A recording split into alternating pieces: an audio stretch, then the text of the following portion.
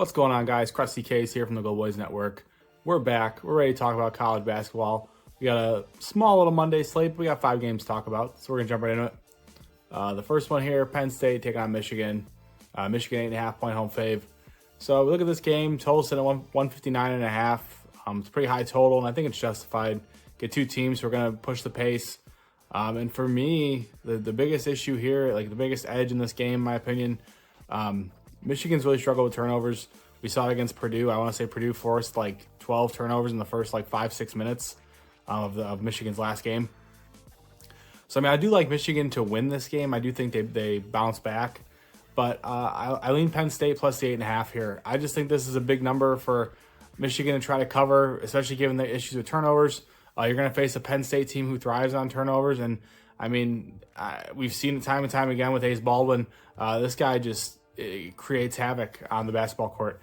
And against a team like Michigan, who's really struggled to, maintain possession and not get sloppy with the basketball, I just think it's a tough ask to ask them to cover 8.5 points here. Obviously, I think they're the clear-cut better team, but this is a tough number to get to for me personally. So Penn State plus the 8.5. Obviously, the funny thing about Michigan too is they have Wolf and Golden, so you see two bigs on the floor and you think they're really good at the rim, but they're actually not. The metrics, I was actually a bit surprised when I saw this. When I was looking at it the other day when they were playing Penn State, they allow a lot at the rim, and Penn State's team that likes to get downhill.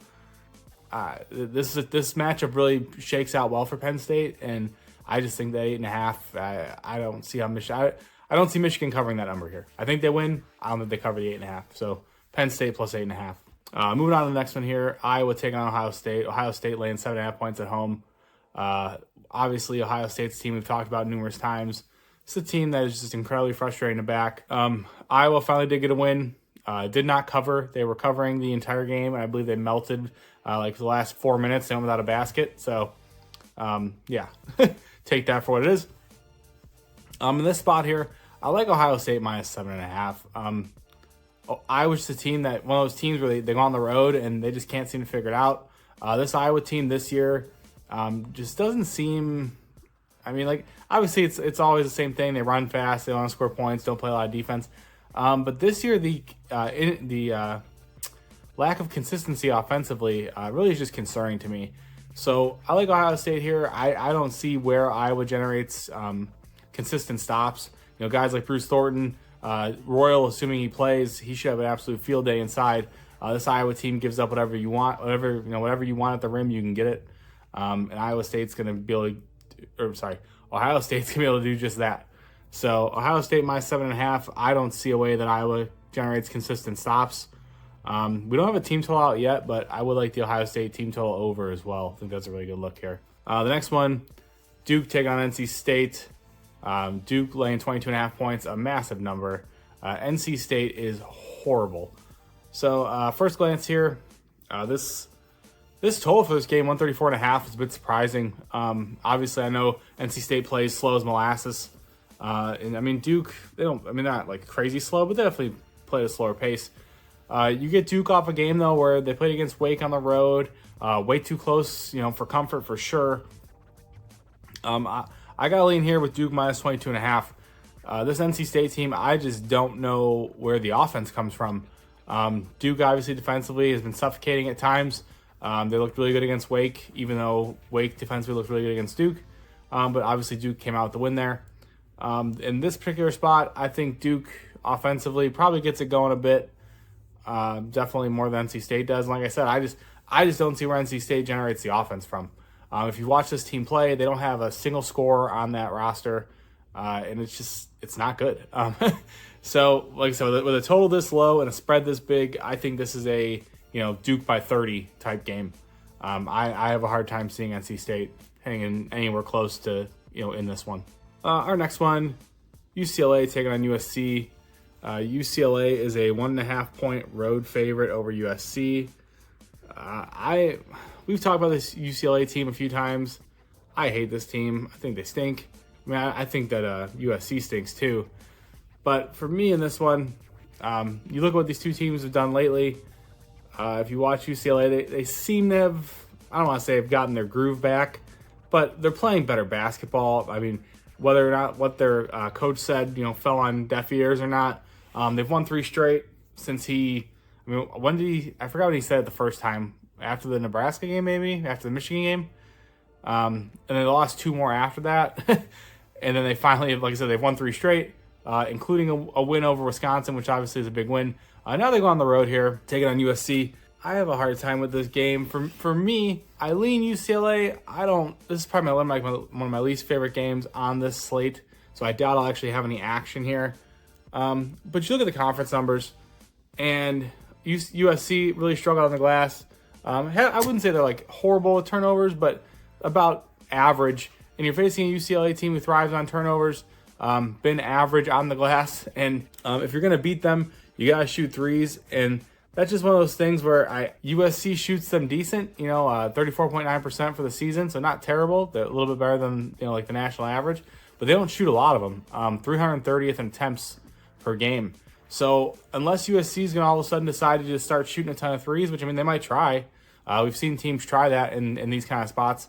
I just don't see them finding a lot of success offensively. Because like I said, this is a UCLA team that's going to deny you at the rim, force you to shoot over the top.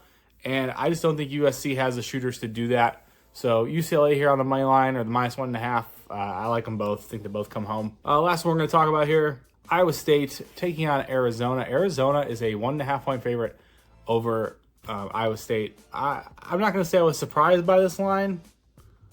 Maybe a little bit. But, basketball-wise, it makes sense. If you look at Arizona, this is a team that is elite offensively on their 2-point offense.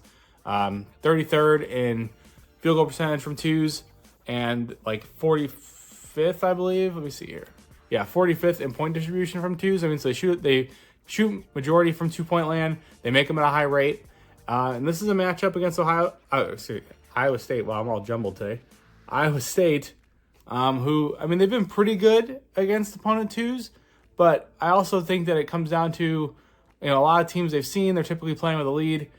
Teams are going to shoot more threes and they're playing from behind, simple math. I do think Arizona has a dog in this fight, especially when you look at the way Iowa State plays. They don't shoot a lot of threes. Same thing, they want to shoot a lot of twos. Well, what is Arizona really good at? Rim denial, paint defense. I believe one of the best in the entire country, if I'm not mistaken. I can pull that up to be sure. Yeah, they are 29th in opponent 2-point percent. Just absolutely outstanding. And then even in conference play, you look at that, they're top 5 in the Big 12, and they are second scoring offensively from twos. So this is an incredibly efficient offense from inside the arc and an incredibly good defense inside the arc as well. The biggest thing for me here, and they haven't had an issue with it thus far, Arizona has not turned the ball over, but obviously you're going to face an Iowa State team who loves to pressure the ball. Looking at this game, for me here, I know a lot of people are going to see the unranked home fave, but I just can't get there. For me, it's Iowa State. I think if you're backing Arizona, a lot of it has to do with that system, which, truth be told, that system hasn't been paying this year like it has in years past. So I think you have to put ball brain in this one a little bit. And while the defensive matchup kind of makes sense for both teams, I think the turnover margin, the rebounding margin, that's all going to lean Iowa State's way, and that's how you win these kind of games. So for me, it's Iowa State on the money line. I'll even take the +1.5. Why the hell not? If they're giving +1.5 points with Iowa State. Like I said, I think Arizona is starting to figure it out. I think they're better than they looked earlier in the season. But this matchup, to me, when it comes down to little things, the stuff you have to do well to win type basketball games, I think it's Iowa State. Like I said, the rebounding margin, the turnover margin, those are 2 things that they're going to lead, they're going to control. And in a game that could be tight, that's the team I want. So give me Iowa State here. And I've always said too, if you're backing a team with Caleb Love on it, better be okay with lighting your money on fire. I've done it a couple times. He made me look like a genius against, I believe it was Baylor. And then when I backed them early in the season against, I forgot who it was, I looked like an absolute fool. So, yeah, for me, like I said, it'll be Iowa State here, +1.5 on the money line if you want it. I think they pick up a road win here. I really do. So give me Iowa State. That does conclude the slate, though. Those are the 5 games I want to talk about. Happy to be back. I've just been kind of all over, honestly, my schedule. I had my birthday all kinds of stuff. It's been really busy. So back on it, back in the swing of things. Let's get some winners. As always, you can get all of my official plays at goldboys.com. If you have a gambling problem, don't want to hurt a gambler. Thank you guys.